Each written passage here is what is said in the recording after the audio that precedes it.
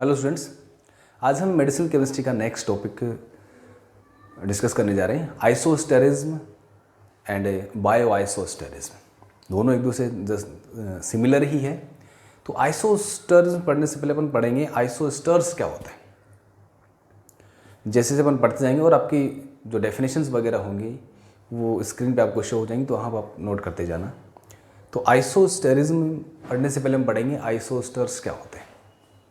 Clear?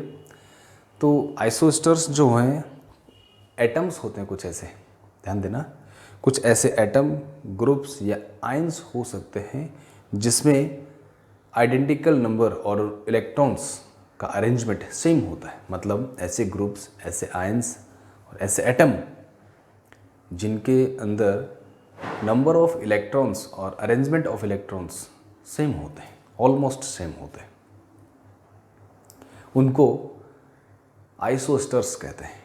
और किसी molecule में ऐसे ग्रुप का रिप्लेसमेंट जो करते हैं उसको आइसोस्टेरिज्म कहते हैं। तो इसकी डेफिनेशन मैं आपको बोल रहा हूँ और स्क्रीन पे भी आपको डेफिनेशन शो हो रही है, तो आप वहाँ से नोट करते जाना। एटम्स, ग्रुप्स और ions that contain identical number and arrangement of electrons are called isosteres, and the replacement of an atom or group by another group which has almost identical electronic and steric configurations is called isosterism। ठीक है, तो ये मैंने अभी बताया था कि electronic और स्टेरिकली सिमिलर होने चाहिए।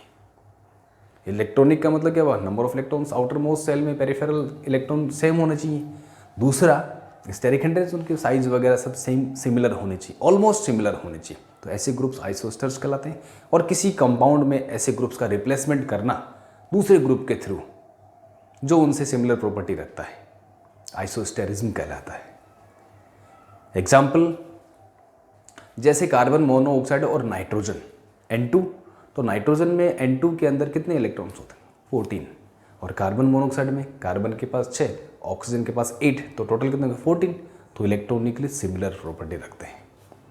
तो इस तरह के जो ग्रुप्स होते हैं वो आइसोस्टर्स कहलाते हैं। और इन ग्रुप्स को किसी दूसरे ग्रुप में रिप्लेस करने की जो प्रोसीजर होती है वो आइसोस्टेरिज्म कहलाता है। ये क्यों करते हैं? ताकि हमें सिमिलर प्रॉपर्टी का या बेस्ट रिजल्ट मिल सके कि एक ग्रुप को हमने वहाँ से हटाया, उसके जगह दूसरा ग्रुप लगाया उसी के जैसे सिमिलर प्रॉपर्टी रखने वाला, और चेक करते हैं कि उसमें कितना चेंज आया। जनरली हमारा फोकस किस पर है? बायोलॉजी पे। तो आइसोस्टेरिज्म आगे जाके उसमें अपन क्या पढ़ेंगे? उनकी बायोलॉजिकल एक्टिविटी, क्या वो बायोलॉजिकल एक्टिविटी भी सेम रखते हैं, नहीं रखते। तो ये था आइसोस्टेरिज्म। अगर इसके टाइप्स देखें तो दो प्रकार के होते हैं, क्लासिकल और नॉन क्लासिकल। ये दो प्रकार हैं। क्लासिकल आइसोस्टेरिज्म क्या होते हैं? डिफरेंट एटम्स, दो डिफरेंट एटम होंगे जिनका रिप्लेसमेंट अपन कर रहे हैं। Different atoms with the same valence electron and has similar biological activity properties. तो ये बायोलॉजिकल प्रॉपर्टी वाला बाद में अपन बायोस्टेरिज्म पढ़ेंगे। तो सिंपल क्लासिकल आइसोस्टर्स जो होते हैं बायोस्टर्स भी कहला सकते हैं अगर बायोलॉजिकल प्रॉपर्टी सेम है तो। ठीक है, for example hydrogen can be replaced by fluorine, क्योंकि हाइड्रोजन के और फ्लोरीन के जो प्रॉपर्टी, मतलब एक तरह से देखें तो रेडियस, साइज, स्टेरिक फैक्टर अगर देखें तो ऑलमोस्ट सिमिलर होता है। जैसे हाइड्रोजन की जो वंडरवॉल्स, जो रेडिएशन, वंडरवॉल रेडियई होती है, रेडियस जो होती है वो लगभग 1.2 एंगस्ट्रॉम होती है, और फ्लोरीन के रेस्पेक्ट में अगर देखें तो 1.35 एंगस्ट्रॉम, तो ऑलमोस्ट सिमिलर हो गए। क्लियर? तो fluorine being the most electronegative element, monovalent isotopic replacement किसका है? ये हाइड्रोजन का। Both hydrogen and fluorine are identical with their van der Waals radiation. ये रेडियस अपन ने पहले डिस्कस कर चुके हैं। नेक्स्ट, तो बायोलॉजिकल प्रॉपर्टी अगर हम देखें इनकी, तो कोई एक ऐसा एग्जाम्पल हम लेंगे जिसमें हाइड्रोजन को रिप्लेस कर रहे हैं फ्लोरीन से, और बहुत फेमस एग्जाम्पल है। और रिप्लेस करने के बाद जो कंपाउंड बना उसकी तो बायोलॉजिकल एक्टिविटी बिल्कुल डिफरेंट आती है। कैसे? ये ड्रग डिजाइन का ही प्रोसीजर होता है एक तरह से कि ग्रुप रिप्लेस किया, चेक करते हैं कोई बायोलॉजिकल एक्टिविटी शो करता है कि नहीं करता। तो मैं यहाँ एक एग्जांपल ले रहा हूँ यूरेसिल का। क्लियर? यूरेसिल की स्ट्रक्चर आपको पता होना चाहिए, नाइट्रोजन बेस होता है। तो यूरेसिल का हाइड्रोजन एक फ्लोरीन से रिप्लेस कर दिया 5th पोजीशन पर। जो कंपाउंड बना वो 5-फ्लोरो-यूरेसिल कहलाता है। और ये 5-फ्लोरो-यूरेसिल एंटी नियोप्लास्टिक एजेंट होता है, मतलब एंटी कैंसर ड्रग का काम करता है। इस एग्जाम्पल में हम क्या कर रहे हैं, 5-फ्लोरो-यूरेसिल बना रहे हैं। किससे? यूरेसिल से। किसका रिप्लेसमेंट करा रहे हैं? Hydrogen atom replaced by fluorine. और बनने वाला नया कंपाउंड जो होता है वो एंटी नियोप्लास्टिक प्रॉपर्टी रखता है, मतलब एंटी कैंसर ड्रग का काम करता है। यूरेसिल और 5-फ्लोरो-यूरेसिल की स्ट्रक्चर आपको स्क्रीन पर शो कर दी है, तो आप वहाँ से उनको नोट कर लेना और चेक करना कि हमने कौन सा ग्रुप वहाँ से रिप्लेस किया है। हाइड्रोजन को अलग से शो किया है और फ्लोरीन को अलग से शो किया, ताकि आपको पहचान में जाए इन दोनों का रिप्लेसमेंट हुआ है।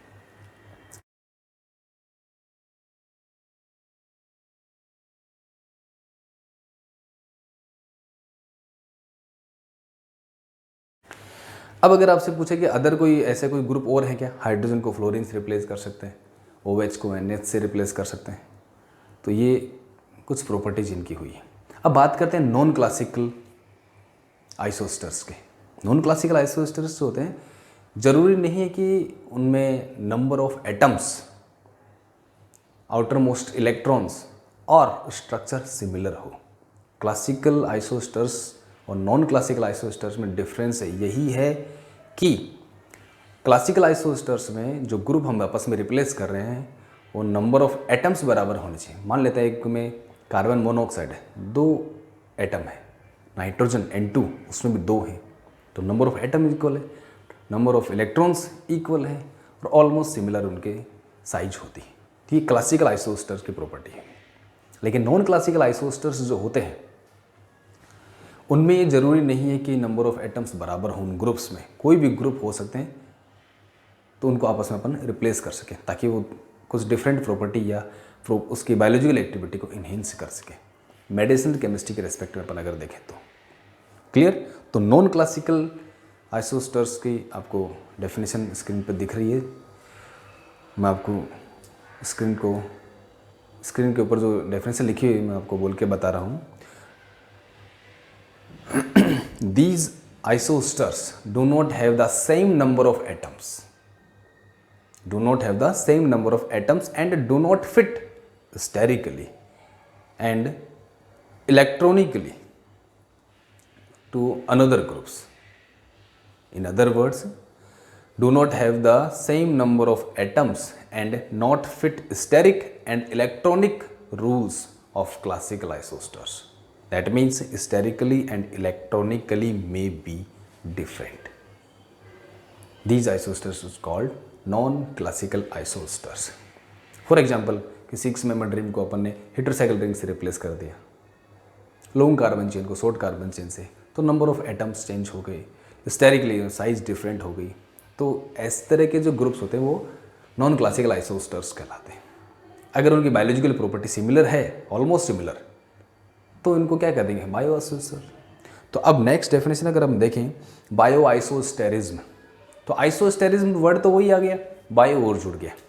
तो दो ग्रुप जो अपन रिप्लेस कर रहे हैं, रिप्लेस करने के बाद में जो नया मॉलिक्यूल बन रहा है उसकी बायोलॉजिकल प्रॉपर्टी पहले वाले मॉलिक्यूल्स की बायोलॉजिकल प्रॉपर्टी से कितनी डिफरेंट है, या उससे बेटर बायोलॉजिकल प्रॉपर्टी वो रखे, ऑलमोस्ट सिमिलर। ये ग्रुप का एक्सचेंज, रिप्लेसमेंट हम क्यों कर रहे हैं, ताकि हमें बेटर ड्रग मिल सके। तो बायो आइसोस्टेरिज्म की डेफिनेशन आपको स्क्रीन पे शो रही है। उसमें लिखा है, bioisosteres are chemical groups with similar physical और chemical properties which produce approximately similar और almost similar biological property to another chemical compound is called bioisosterism, and this process of replacement is called bioisosterism. अब बात करते हैं bio आइसोस्टेरिज्म की ज़रूरत क्यों पड़ी।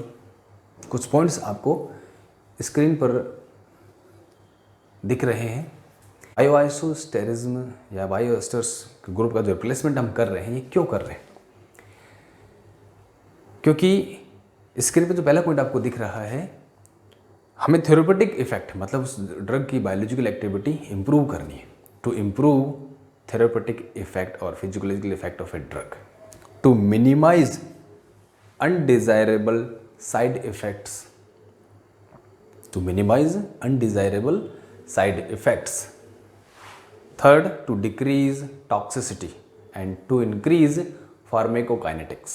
मतलब जो ड्रग दे रहे हैं वो ड्रग की सोल्युबिलिटी क्या है, हाइड्रोफिलिक है या हाइड्रोफोबिक है। हो सकता है हाइड्रोफोबिसिटी डिक्रीज करनी पड़े या हाइड्रोफिलिसिटी इंक्रीज करनी पड़े या वाइस वर्सा हो सकता है। And to increase metabolic stability. Metabolic stability का मतलब क्या हुआ कि ऐसा नहीं हो कि ड्रग हमने ली और बॉडी के अंदर जाते ही उसका डाइजेशन हो जाए और वो कुछ दूसरे नॉन कंपोनेंट टूट जाए और उसका इफेक्ट ख़त्म हो जाए। थोड़ा लंबे समय तक वो ड्रग टिके, मेटाबॉलिकली स्टेबल हो। इसलिए बायो आइसोस्टेरिज्म की ज़रूरत पड़ती है। ठीक है, तो इसके कुछ एग्जांपल्स भी हैं। ग्रुप कौन से रिप्लेस करें? यूनिवेलेंट ग्रुप आपस में रिप्लेस कर सकते हैं, बाईवेलेंट ग्रुप आपस में रिप्लेस करते हैं, ट्राईवेलेंट ग्रुप आपस में रिप्लेस कर सकते हैं, हेलोजन बायो आइसोस्टर्स भी होते हैं, थायोयूरिया बायो आइसोस्टर्स भी होते हैं। तो कई इसके एग्जांपल्स आते हैं। तो ये थी आइसोस्टेरिज्म एंड बायो आइसोस्टेरिज्म की कुछ जनरल डिस्कशन, डेफिनेशंस। और नेक्स्ट क्लास में हम पढ़ेंगे स्ट्रक्चर एक्टिविटी रिलेशनशिप, SAR। आपको जनरल इंट्रोडक्शन इसका पता होना चाहिए। तो आज के लिए इतना ही। Thank you.